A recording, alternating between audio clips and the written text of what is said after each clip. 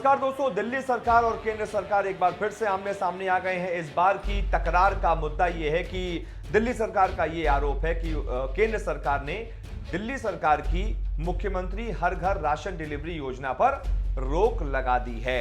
और इसके पीछे क्या तर्क दिया जा रहा है वो मैं आपको इस खबर में बताता हूं। दरअसल दिल्ली में 25 मार्च से केजरीवाल सरकार इस हर घर राशन डिलीवरी योजना को लॉन्च करने वाली थी।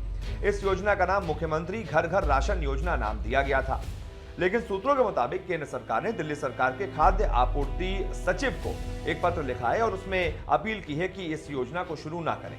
फिर आम आदमी पार्टी ने ट्वीट कर आरोप भी लगाया है कि मोदी सरकार राशन माफिया खत्म करने के खिलाफ क्यों है। आपको बता दें, समाचार एजेंसी एएनआई के मुताबिक दिल्ली सरकार ने कहा है कि केंद्र सरकार ने यह कहते हुए दिल्ली सरकार की इस योजना पर रोक लगा दी कि केंद्र नेशनल फूड सिक्योरिटी एक्ट के तहत राज्यों को राशन मुहैया कराता है, इसलिए इस योजना में कोई बदलाव नहीं किया जाना चाहिए। और ये जो आप नाम बदलकर योजना लागू कर रहे हैं, ये नहीं किया जा सकता। किसी भी राज्य में नेशनल फूड सिक्योरिटी एक्ट के तहत जो केंद्र सरकार योजना चलाती है, राज्यों को राशन मुहैया कराती है, ऐसे कोई भी राज्य सरकार किसी अन्य नाम से लागू नहीं कर सकती। अगर नाम में बदलाव करना है तो उसे संसद से ही किया जा सकता है। और इस तरह अगर हर राज्य सरकार संसद से पास योजना के नाम में बदलाव करती रहेगी तो लोगों में कंफ्यूजन हो जाएगा। अगर राज्य सरकार कोई अलग स्कीम तैयार करती है और नेशनल फूड सिक्योरिटी एक्ट के एलिमेंट मिक्स ना हो तो उसे लेकर केंद्र सरकार को किसी भी प्रकार की दिक्कत नहीं।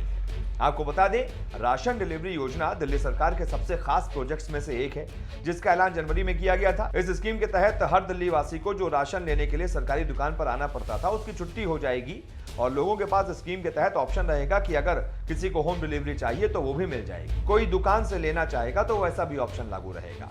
और इस स्कीम के तहत चीनी, चावल, गेहूं, आटा समेत अन्य सुविधाएं दी जाएंगी।